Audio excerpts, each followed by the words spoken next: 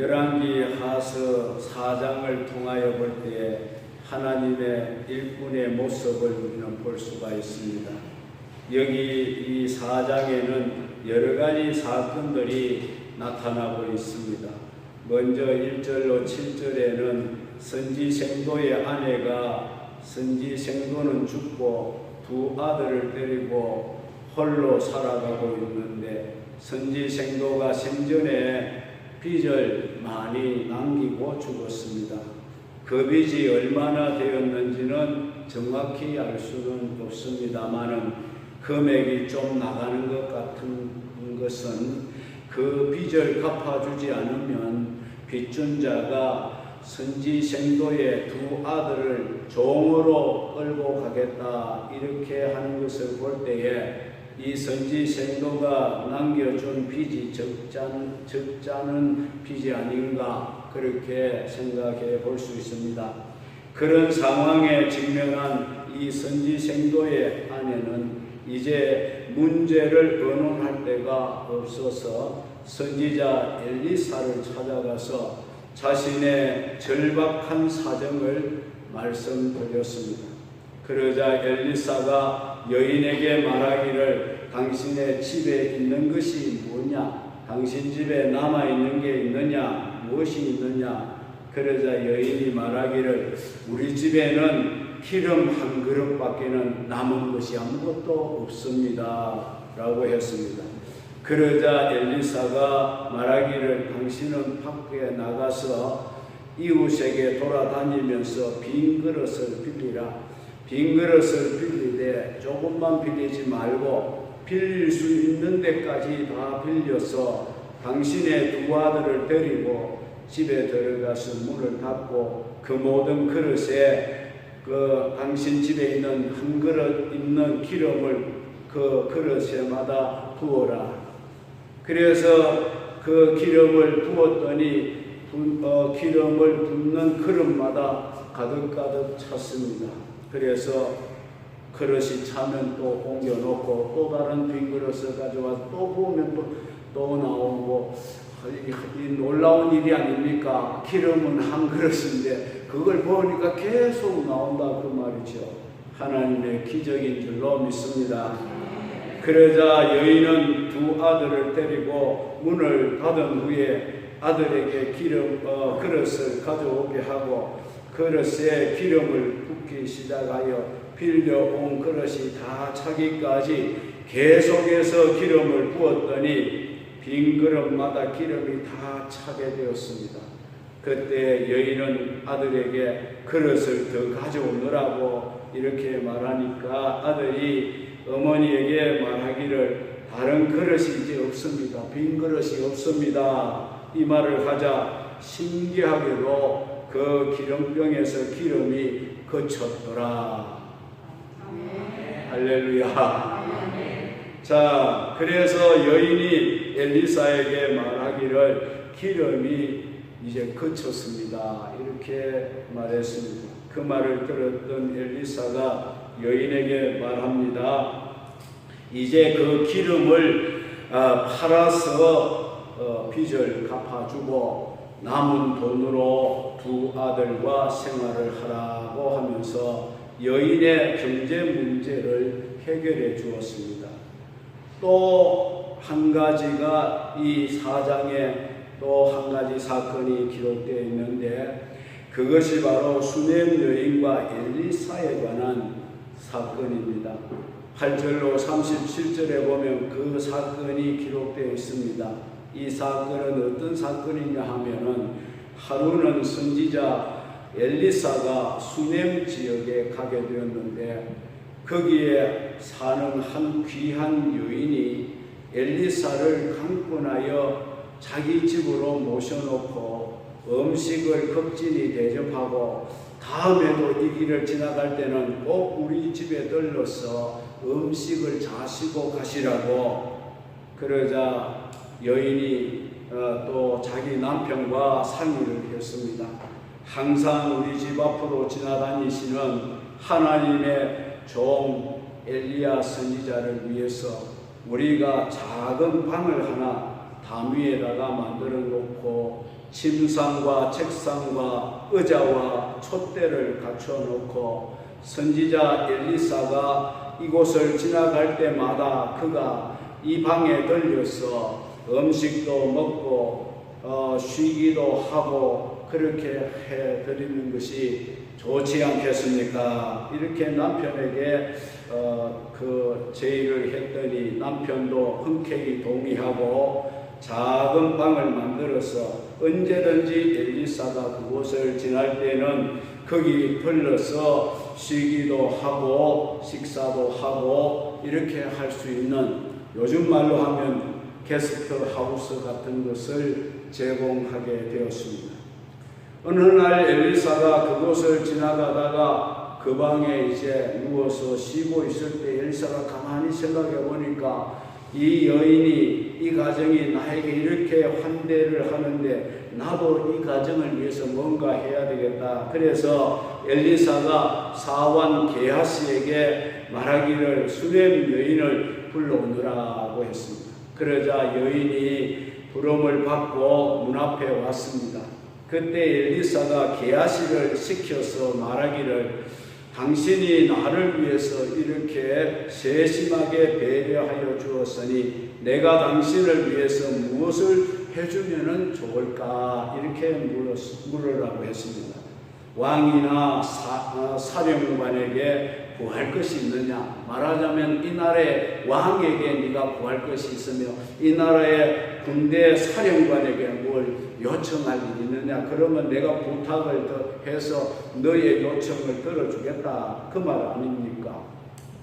게하시가 여인을 대신해서 이렇게 말했습니다. 선생님, 이 여인에게는 그런 것이 필요한 것이 아니고 이 여인에게는 아들이 없습니다.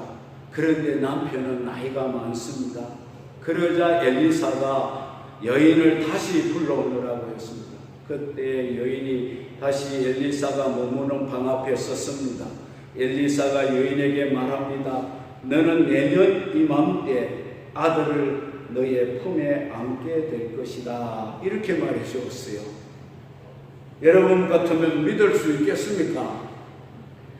그러자 여인이 말하기를 선지자여 여종을 속이지 마소서 하면서 믿지를 않았습니다. 그러나 그 여인에게는 한 해가 지나고 이맘때쯤 되어서 엘리사가 여인에게 말한 대로 아들을 낳아 품에 안게 되었습니다. 그 아들은 하나님의 은혜로 무럭무럭 잘 자라고 있었는데 그 아들이 어느 날 갑자기 머리가 아프다고 내 머리야 하다가 어머니 무릎에 앉았다가 그만 그 아들이 죽고 말았습니다. 그때 수넴 여인은 엘리사 선지자가 사용하던 방에다가 자신의 아들의 시신을 눕혀놓고 감람산에 머물고 있던 엘리사를 찾아갔습니다. 엘리사가 멀리서 수넴 여인의 일행이 오는 것을 보고 게하시에게 말하기를 저기 수넴 여인이 오는구나. 너는 나가서 그를 맞이하고 너는 평안하냐? 이렇게 물어보라고 했습니다. 그리고 내 남편도 평안하냐? 아이가 평안하냐? 이렇게 물어보라고 했습니다. 그러자 여인이 대답하기를 평안하다 이렇게 말했습니다. 자식이 죽었는데 평안하다는 말이 나올 수가 있겠습니까?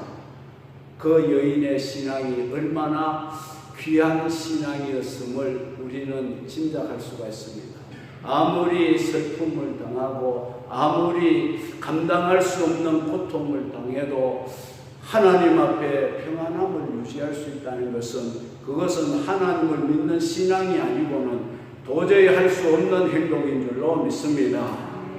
보통 사람 같으면 자식이 죽으면 이거 완전히 사람이 정신이 돌아버리지 않겠습니까? 그런데 이 여인은 평온을 유지했다는 것은 그만큼 하나님을 믿고 있었다는 뜻인 줄로 믿습니다. 수넴 여인이 엘리사 앞으로 나아가서 그 발을 끌어안고 엎드려서 끌어안고 있었습니다. 그러자 게하시가 여인의 무리한 행동을 보고 말리려고 했는데 엘리사가 그대로 두라고 했습니다. 왜 그대로 두라고 했느냐 하면 그 여인의 심정이 얼마나 괴롭고 고통스러운가를 그 엘리사는 꿰뚫어 보고 있었기 때문입니다. 그때 수넴 여인이 말했습니다. 선생님, 제가 언제 선생님에게 아들을 달라고 구했던가요? 나를 속이지 말라고 내가 말하지 않았습니까? 그렇게 말했습니다. 어떻게 보면은 엘리사를 원망하는 듯한 그런 말입니다.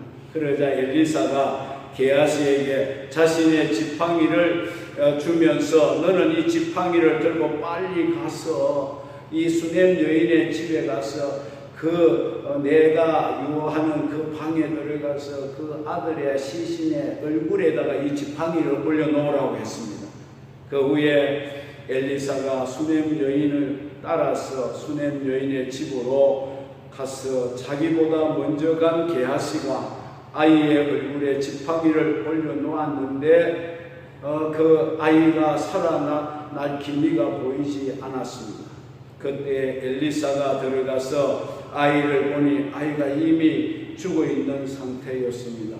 엘리사는 방문을 닫고 아이의 시신과 단둘이서 여호와께 기도하고 그 아이 위에 엎드려서 자기의 입과 아이의 입, 자기의 눈과 아이의 눈에 자기의 손을 아이의 손에 대고 그 아이의 몸에 엎드리니 그 아이의 몸이 차차로 따뜻해지기 시작하였다. 할렐루야.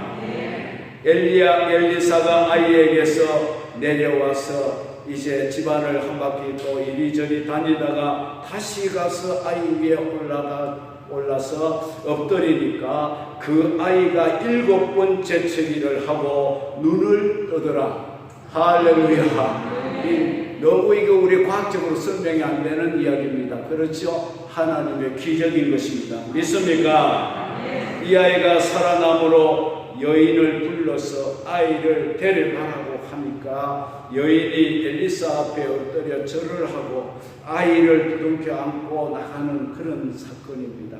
우리가 이 사건들에서 느낄 수 있는 것은 하나님의 사람이라고 해서 하나님의 종이라고 해서 모든 일이 어려움이 없이 다 순탄하게 진행되어지는 것은 아니라는 것을 우리에게 보여준다는 것입니다. 엘리사나 선지생도의 아내나 수넴 여인이나 이들은 다 하나님의 신실한 일꾼들이 아닙니까? 하나님의 사람들입니다. 그 누구보다도 하나님을 잘 믿는 그 당시의 신자들이었다는 것입니다. 그러나 이런 신실한 일꾼들에게도 어려움은 있었다는 것을 우리에게 보여주고 있습니다. 어려움 중에도 물질적인 어려움이 있습니다. 여러분들 중에도 물질적으로 어려움을 겪고 있는 분들이 많이 있을 줄 압니다. 하나님의 사람들이라고 해서 세상 사람들이 겪는 일들을 하나님이 우리에게만 그런 문제가 없도록 면제를 해주시는 것은 아니라는 것이죠. 성경에 그것을 우리에게 말씀하고 있습니다. 너희가 세상에서는 환난을 당하나 담대하라. 내가 세상을 이겼노라고 주님이 말씀하셨습니다. 내가 너희들의 고통과 너희들의 문제와 너희들의 어려움을 내가 면제해 주겠다고 주님이 말씀하신 적이 없습니다. 너희는 그런 일을 당할 때 담대하라. 담대하라는 것은 믿음을 가지라는 말씀인 줄로 믿습니다. 너희에게는 세상의 근심 걱정을 모두 내가 면제하고 환난도 시험도 다 면제해 주겠다. 이렇게 하나님이 말씀하지 않습니다. 예수를 믿어도 기도를 많이 해도 여전히 세상에서 겪어야 할 시련과 물질적 어려움은 누구에게나 다 주어지는 것이라는 것을 말해주고 있습니다. 다만 하나님의 사람들은 이런 어려움을 당할 적에 어떻게 그 어려움에 대처해 나가는가 하는 이 말씀을 우리에게 가르쳐주고 있습니다. 우리 믿음의 사람들에게는 어려움을 신앙으로 대처해 나가면은 전화위복이 되고 이 문제를 믿음으로 대처하지를 못할 때에는 우리에게도 화가 될 수 있다는 것을 가르쳐 주고 있는 줄로 믿습니다. 선지생도의 아내와 수냄 여인은 그런 차원에서 현명한 방법을 찾았던 것을 볼 수가 있습니다.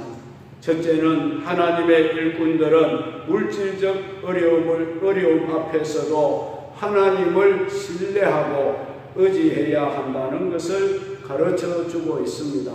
1절로 7절에 보면은 선지생도의 아내 중에 한 사람이 엘리사를 찾아왔지 않습니까? 그리고 선지자에게 간절히 도움을 요청했습니다. 자기의 문제를 소상하게 진실되게 가서 그대로 알렸습니다. 요즘으로 치면은 이 신학생입니다. 선지생도라는 것은 신학생입니다. 신학생이었던 남편이 갑자기 죽어버리고 아내와 두 아들만 남아 있었습니다. 거기다가 많은 빚도 남겨놓고 그 신학생이 죽었습니다. 그러자 빚쟁이가 빚독촉을 하게 되겠죠. 빚을 당장 갚지 못하면 두 아들을 종으로 끌고 가겠다고 합니다. 참으로 안타까운 처지에 놓이지 않을 수가 없었습니다. 그러자 이 딱한 처지를 그 누구에게도 말할 수가 없었고, 생각하다가 평소에 자기 남편을 사랑해 주었던 자기 남편의 스승인 엘리사 선생을 찾아가게 된 겁니다. 엘리사는 그 당시에 선지생도 학교의 교장 선생님이었습니다. 여인이 의논할 곳은 오직 엘리사 선생님 뿐이었던 것입니다. 그는 엘리사 선생님을 찾아가서 자세하게 자기의 이 처한 형편을 말씀드립니다. 엘리사는 이렇게 딱한 처지에 놓여있는 선지생도의 아내를 모르는 척 할 수가 없었습니다. 못 들은 척 하지도 못할 그런 입장입니다. 그래서 엘리사가 말하지 않았습니까? 당신 집에 지금 무엇이 남아있느냐 이렇게 묻고, 여인이 우리 집에 기름 한 병만 남아있고 양식도 떨어지고 돈도 떨어지고 모든 것 다 떨어졌습니다. 그때 엘리사가 그 한 병 기름 남은 그 기름 그릇을 가져오라고, 그리고 주변에서 그릇을 빌릴 수 있는 대로 많이 빌려서 그 그릇에 기름을 부어라. 그랬더니 빌려온 그릇이 다 찰 때까지 기름이 계속 나왔다는 거 아닙니까? 그것을 팔아서 빚도 갚고 남은 것으로 두 아들과 생활을 하게 되었다. 이 경제 문제를 해결하게 된 줄로 믿습니다. 물론 여기는 기적적인 사건의 배후에는 하나님의 능력이 역사하신 줄로 믿습니다. 하나님의 손길이 있었는 줄로 믿습니다. 하나님은 지금도 가난하고 소외받는 자들의 부르짖음을 결코 하나님은 외면하시는 분이 아니라는 사실을 우리에게 말씀해 주는 것입니다. 누가복음 18장 1절로 8절에 보면 가난한 과부가 불의한 재판장을 찾아가서 자신의 억울함과 어려운 사정을 고할 때에 처음에는 들은 척도 하지 않았습니다. 그러나 계속해서 가서 자기의 원한을 풀어달라고 졸라대니 결국에는 그 여인의 원한을 풀어준 것처럼 하나님은 지금도 가난하고 소외된 자들의 부르짖음을 반드시 하나님이 들어주시고 원한을 풀어주시고 문제를 해결하십니다. 선지생도의 아내는 이성적으로는 도저히 납득이 되지 않는 초자연적 방법을 제시하는 엘리사의 제안을 무조건 받아들였습니다. 이제는 막다른 골목이라 뭘 시켜도 다 들을 그런 형편입니다. 그래서 무조건 받아들였습니다. 여러분, 만약에 엘리사가 그 여인의 사정을 듣고 그 여인에게 현찰 얼마를 도와줬다면 어떻게 되었겠습니까? 그래, 이 돈을 가지고 가서 양식을 사서 자식도 먹이고 이렇게 살아라 이랬으면 어떻게 되겠습니까? 아마 그 여인과 가족들은 하나님의 도움을 의지하지 아니했을 것입니다. 엘리사는 그들을 현찰로 돕지 아니하고 기적으로 도와준 줄로 믿습니다. 그로 인해 그 여인과 아들들은 더욱 하나님을 의지하는 신앙의 사람이 될 수가 있었습니다. 교역자는 언제나 어려움을 당하는 성도들을 신령한 방법으로 도와야 합니다. 세상적인 방법이 아니라 영적인 방법으로 도와야 그 성도의 신앙을 성장시킬 수가 있는 줄로 믿습니다. 물질로 도와줄 때 거의 다 잘못되는 일이 많습니다. 목사가 성도가 어려워서 목사님 보증 좀 서주세요. 목사님 돈 좀 빌려주세요. 우리 교회는 그런 분이 한 분도 없습니다. 그런데 옛날에 제가 심할 때는 보증 좀 서달라고 해서 돈도 내기도 하고 안 주는 건 괜찮아요. 내가 그런데 내가 생각하는 것은 그 사람들한테 내가 바로 가르치지 못한 것이 그게 후회가 되는 겁니다. 그리고 또 뭡니까? 그렇게 되면은 돈을 빌려주고 보증을 써주고 이렇게 하면은요, 결국은 그 성도도 잃어버리고 돈도 잃어버리게 되더라는 것입니다. 어려움을 호소하는 신자들에게 기도로 도와야 합니다. 주의 종은 그들이 하나님을 전적으로 의지하게 해서 하나님의 도움의 손길을 체험하도록 인도해 주는 것이 목회자가 해야 할 일이라는 것입니다. 그래야 물질적으로 어려움이 있을 때마다 사람을 의지하지 아니하고 하나님을 의지하고 하나님이 주시는 기적을 체험하게 되므로 그는 언제나 어려움이 닥칠 때마다 하나님을 전적으로 의지하고 그 하나님의 도움을 받아서 일어서게 될 줄로 믿습니다. 여러분들도 어려운 일을 만나면 하나님의 초자연적인 능력을 받아들이고 믿을 수 있기를 바랍니다. 차라리 나에게 돈을 얼마만큼이라도 주지 선지자가 어떻게 이렇게 과학적으로도 맞지 않는 소리를 하는가, 그렇게 하지 않았습니다. 하나님의 기적은 이 시대에도 일어난다는 사실을 믿으시기를 바랍니다. 기독교는 기적의 종교입니다. 여러분, 기독교에서 기적을 베푸면 기독교는 아무것도 아닙니다. 천지 창조도 기적이 아닙니까? 인간이 창조된 것도 기적으로 창조되었어요. 여러분들이 지금 살고 있는 것도 기적으로 살고 있습니다. 그래서 우리는 기적을 믿는 성도가 되어야 됩니다. 하나님, 우리 가정에 기적을 주옵소서. 내 이 병든 몸에 기적을 주옵소서. 그러면서 기도하시면 하나님께서 지금도 기적을 주실 줄로 믿습니다. 만약 그들이 엘리사의 말에 순종하지 아니했더라면 어떻게 되었겠습니까? 그 가정은 결코 이러한 기적을 체험할 수는 없었을 겁니다. 그리고 사랑하는 두 아들은 끝내 빚쟁이에게 종으로 끌려가고 말았을 겁니다. 문제가 해결되지 않았을 겁니다. 그러므로 순종은 기적을 낳는 지름길인 줄 믿으시기 바랍니다. 이거 택도 없는 소리를 하더라도 이건 내 이성과 판단에 비추어 볼 때 이건 도저히 불가능한데 이런 것을 주문을 하더라도 아멘하고 믿으시기 바랍니다. 그러면 기적이 일어나는 겁니다. 여러분들은 어떻습니까? 갚을 여유가 있음에도 불구하고 아직도 미루어 놓고 갚지 못한 빚은 없습니까? 빚에 대한 여러분의 태도는 또 어떻습니까? 내가 이 빚을 빨리 갚아야 되겠다, 그런 마음을 갖고 있습니까? 피차 사랑의 비대에는 다른 빚은 지지 않도록 노력하고 살아야 할 줄로 믿습니다.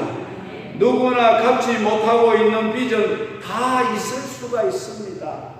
죄의 빚은 물론이고 물질적인 빚도 갚지 못하고 살아가는 사람들이 하루에 한두 사람이겠습니까? 마치 선지생도의 아내와 같이 우리에게도 갚지 못할 빚이 있다면 하나님 앞에 나와서 부르짖고 기도하시기를 바랍니다. 여러분의 기도가 절박하고 간절하게 된다면 하나님이 들으시고 우리가 가지고 있는 이 빚을 갚을 수 있는 방법과 지혜를 하나님이 허락해 주실 줄로 믿습니다. 진정한 하나님의 일꾼은 물질 문제도 하나님께 맡기고 기도함으로 기적을 체험해야 하는 것입니다. 두 번째는 하나님의 일꾼은 어려운 상황 속에서도 섬김의 삶을 이어가야 한다는 겁니다. 8절로 16절 말씀입니다. 수넴 여인은 복음을 위해 수고하는 엘리사 선생을 극진하게 섬겼습니다. 여러분들도 복음을 위하여 수고하는 분들을 잘 대접해야 합니다. 복음을 위하여 수고하는 분들을 잘 대접하는 일은 참으로 귀하고도 귀한 일입니다. 요한삼서 1장 5절로 8절에 보면 사랑하는 자여 내가 무엇이든지 형제 곧 나그네 된 자에게 행하는 것은 신실한 일이니, 여기 나그네 된 자가 누구냐? 이것은 산지 사방으로 박해로 인하여서 흩어져서 하나님의 복음을 전하고 있는, 요즘 말로 하면은 선교사와 같은 분들입니다. 전도자 같은 분들입니다. 그들이 교회 앞에서 너의 사랑을 증언하였느니라. 내가 하나님께 합당하게 그들을 전송하면 좋으리라. 합당하게 그들을 전송하라. 이는 그들이 주의 이름을 위하여 나가서 이방인에게 아무것도 받지 아니함이라.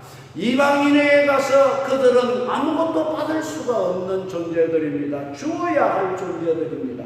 그러므로 우리가 이 같은 자들을 영접하는 것이 마땅하니 이는 우리로 진리를 위하여 함께 일하는 자가 되게 하려 함이라고 했습니다. 여러분, 선교사들에게는 무조건 줘야 됩니다. 왜냐하면 그들이 가서 선교하는 선교의 대상자들은 다 받을 사람이지 선교사를 대접하고 선교사를 섬겨줄 자는 없습니다. 그렇기 때문에 오늘 교회들은 선교사를 섬기는, 그리고 그들을 이제 대접해야 되는 그런 사명이 있다는 것을 기억하시기를 바랍니다. 결국 복음을 전하는 자들을 영접하고 섬겨주라는 겁니다. 그들은 믿지 않는 자들에게 가서는 아무것도 섬김을 받지 못하는 자들이기 때문에 우리가 그들을 섬겨야 합니다. 복음을 전하는 자들에게 냉수 한 그릇도 대접하면은 결코 하늘에서 상을 잃지 않으리라 주님이 말씀하셨습니다. 우리는 하나님의 종들이나 예수 그리스도 안에서 지체된 형제 자매도 서로 섬겨주고, 혹은 모르는 사람도 우리 집을 개방하고 섬김의 장으로 삼아야 할 줄로 믿습니다. 그들을 불편 없이 접대하는 일은 참으로 하나님 보시기에 아름다운 일인 것입니다. 여러분들은 여러분의 집을 모든 지체들에게 열려져 있습니까? 수넴 여인은 대가를 바라지 아니하고 엘리사의 일행을 자신의 집을 열고 그들을 마음껏 섬겼습니다. 대가를 바라지 아니하고 섬기는 섬김이야말로 참된 섬김이라 할 수 있습니다. 엘리사는 수넴 여인의 호의에 감사하여 내년 이맘때에 당신이 아들을 안게 되리라는 이제 복된 소식을 전해 주었습니다. 하나님의 사람은 대접만 받는 것이 아닙니다. 그 대접에 감사하여 보답할 수 있는 최선의 길을 찾는 사람이 하나님의 사람이라는 겁니다. 그 길이 무엇이겠습니까? 바로 축복 기도라는 것입니다. 여러분들이 주의 종을 물질로 섬긴다면 주의 종은 신령한 복으로 여러분들을 섬기게 될 줄로 믿습니다. 여러분들도 대접을 받은 적이 있을 것입니다. 그렇다면 그 호의에 감사하여 나도 실질적인 감사의 표시를 해본 일이 있습니까? 서로가 섬기고 섬겨줄 줄 아는 일꾼들이야말로 교회에 가장 필요한 일꾼이라고 생각합니다. 또 언제나 문제가 생길 때는 이 수넴 여인은 어떻게 했습니까? 세 번째는 그는 문제를 하나님 앞에 가지고 나갔다는 것입니다. 17절로 28절에 보면 문제가 생기면 허둥대지 아니하고 하나님의 뜻을 찾으라고 했습니다. 수넴 여인에게 어떤 문제가 발생했습니까, 여러분? 하나님이 선물로 주셨던 아들이 갑자기 죽어버렸어요. 얼마나 큰 문제가 생겼습니까? 보통 사람 같으면 호들갑을 떨고 통곡을 하고 동네가 떠나라고 울고 난리가 났을 겁니다. 그러나 수넴 여인은 죽은 아들을 엘리사의 방에 갖다 눕혀놓고 갈멜산에 머물고 있는 엘리사에게로 달려갔습니다. 수넴 여인은 하나밖에 없는 아들이 죽었음에도 불구하고 결코 허둥대지 아니하고 게하시가 평안하냐 물으니까 평안하다 이렇게 했습니다. 여러분들도 이런 여유가 있기를 주의 이름으로 축원합니다. 하나님의 뜻을 찾아 믿음으로 엘리사에게 나아갔습니다. 여러분들은 심각한 문제가 생겼을 때 먼저 누구를 찾아갑니까?